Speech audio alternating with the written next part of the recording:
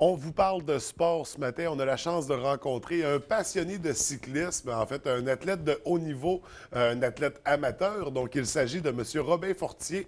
Bienvenue à l'émission. Ça va bien aujourd'hui? Oui, toi? Oui, ça va très bien. Écoutez, ça fait longtemps que vous êtes passionné de cyclisme. Puis quand je dis longtemps, on parle de plusieurs décennies même. Oui. À quel moment vous avez commencé cette passion-là pour le vélo? Il y a deux éléments déclencheurs à ma passion. C'est l'arrivée du vélo CCM Targa et ma participation au rallye à l'école en 1973 là, à Bagotville.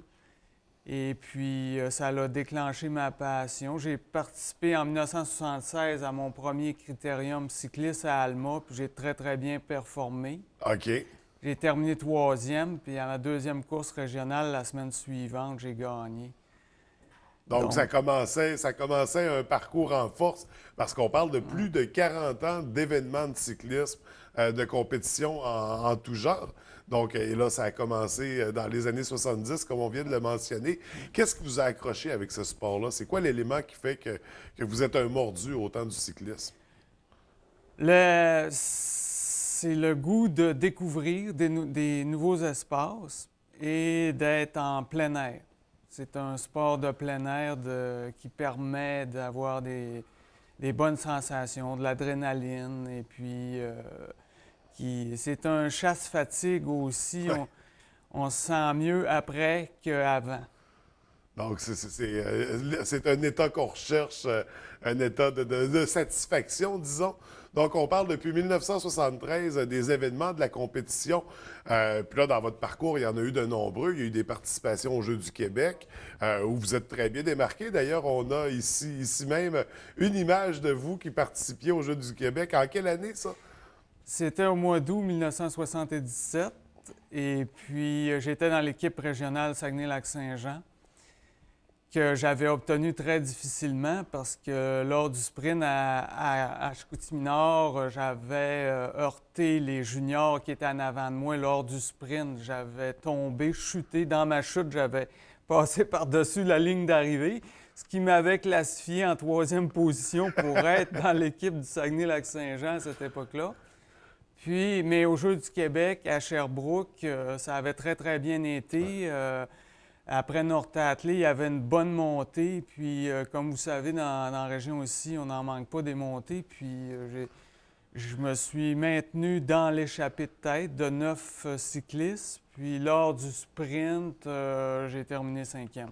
Wow! Donc, pour une première participation aux Jeux du Québec, ce qui était une belle participation. Par la suite, de nombreux autres événements, les plus importants, là, les plus gros auxquels vous avez participé au Euh, fil des années.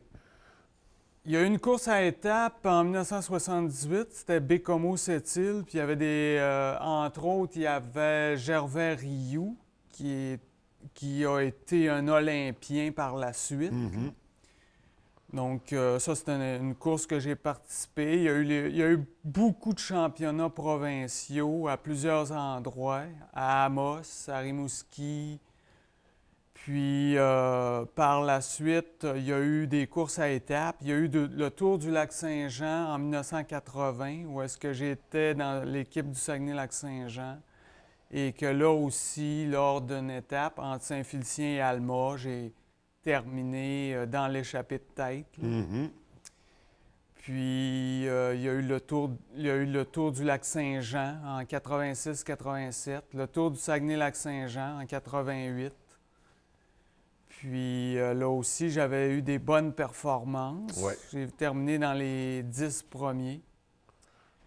Puis ensuite, plus dans les années récentes, là, comme la dernière année, j'ai participé à 5 gros événements. OK. Juste dans la dernière année. Oui, dans l'année 2015, là, Puis est-ce que c'est une moyenne, ça, 5 événements par année ou... ça dépasse mes moyennes habituelles, là. OK, Donc, OK. je faisais 3 événements à l'habitude. Puis là, je me suis risqué dans d'autres types d'événements, comme la classification au championnat des maîtres pour le championnat du monde, là, Mhm. des maîtres. Et puis ça a eu lieu en Ontario au mois de mai 2015. OK. Et là, justement, un prochain événement à surveiller auquel vous allez participer, le Hell Tour of Tucson, qui est en Arizona, c'est Oui. ça? C'est quoi exactement comme événement? C'est une randonnée chronométrée dans le style d'un grand fond d'eau standard du Québec, là. Puis c'est ouvert à la population, à tout le monde. Il y a même des vélos de montagne, il y a des vélos OK. hybrides. C'est pas nécessairement compétitif comme événement. C'est chronométré. Disons que les premiers. Sont mis en valeur, mais il y a des gens qui participent comme un marathon pour le plaisir de participer, sans se mettre un objectif de finir dans les premiers. Mais vous, Ouais. dans votre cas, on vise la tête. Comment on aborde un événement comme ça? Bon, en fait, c'est toujours plus sécuritaire d'être dans le peloton de tête pour différentes raisons, entre autres les chutes, et puis c'est d'être avec des gens qui ont l'habitude aussi de rouler en peloton, et puis Fait que que... c'est par sécurité que vous finissez dans les premiers. Oui, j'aime mieux être en échappé tout seul en avant que d'être derrière le peloton et puis être soumis à différents aléas de la route. Et ça, cet événement-là a lieu quand exactement? C'est le 21 novembre 2015. OK, ça arrive à grands pas. Encore un mois. Comment on se prépare pour un événement comme ça? Bon, c'est sûr que on fait un peu moins de vélo à cette période-ci de l'année. Et puis, mais il faut garder la forme. La forme est là, est présente, parce qu'on est en fin de saison. Moi, j'ai déjà 8000 km de fait en 2015. OK. Donc là, c'est de garder, C'est de se maintenir jusqu'à l'événement. Oui, c'est sûr qu'il faut en faire un peu à tous les jours, Ouais. mais pas d'excès, là. Mais comment on se pratique justement par des saisons comme ça? Puis l'hiver, c'est avec des vélos stationnaires, avec des fat bikes, Comment on peut s'entraîner dans ces saisons-là? Lors de mes saisons antérieures, j'étais particulièrement au centre plein air de Bexy pour pratiquer le ski de fond. OK. Je faisais, Qui est complémentaire au cyclisme? disons que oui. OK.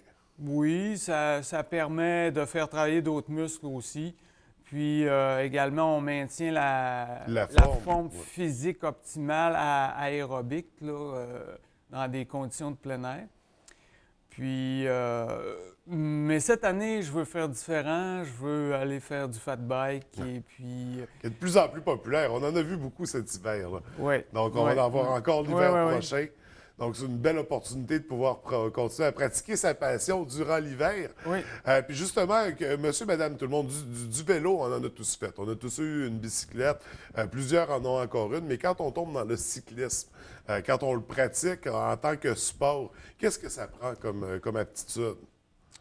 Ben, en fait, ça prend un bon coach, là. Disons que parce que c'est technique. Il y a beaucoup de techniques à acquérir qui permet d'augmenter énormément la performance. Parce que, disons, Justement, on je sait peux que vous c'est un donner un milieu, exemple concret là, que j'ai vécu parce que j'ai coaché une personne en cyclisme dans les dernières années. Puis cette personne-là était très inconfortable à monter, par exemple, la côte du Caribou, qui est après la Syrie ici à la baie. Et puis cette personne-là arrivait en bas de la côte, il y avait un stress intense qui se produisait, ses battements cardiaques augmentaient, et puis tout de suite en partant, ça ne fonctionnait pas parce que lorsqu'on monte, on a besoin de notre cardio pour monter la côte, et puis il faut aborder la côte avec un certain ralentissement cardiaque pour pouvoir performer bien jusqu'en haut de la côte. Donc, j'ai beaucoup travaillé avec cette personne-là pour la faire relaxer en bas de la côte, pour dire, on va prendre ça mollo, garde, inquiète-toi pas, puis je vais, au cas échéant, si ta vitesse va en bas de 8 km/h, je vais te tirer en haut de la côte. OK. Donc, c'est ce que j'ai fait d'ailleurs. Et puis, la personne a pris confiance. et le stress d'avant la côte est disparu. Donc, puis évidemment que suite à ça, elle s'est risquée dans d'autres côtes un peu partout, là. Donc, c'est beaucoup plus mental qu'on pourrait le penser comme sport, beaucoup plus exigeant justement Oui. pour Les cet aspect-là. bons entraîneurs vont vous dire, le cycliste, c'est la tête et les jambes. Si la tête ne fonctionne pas pour une raison ou une autre, les jambes, ça ne fonctionnera pas. Donc, vous n'allez pas avoir des performances.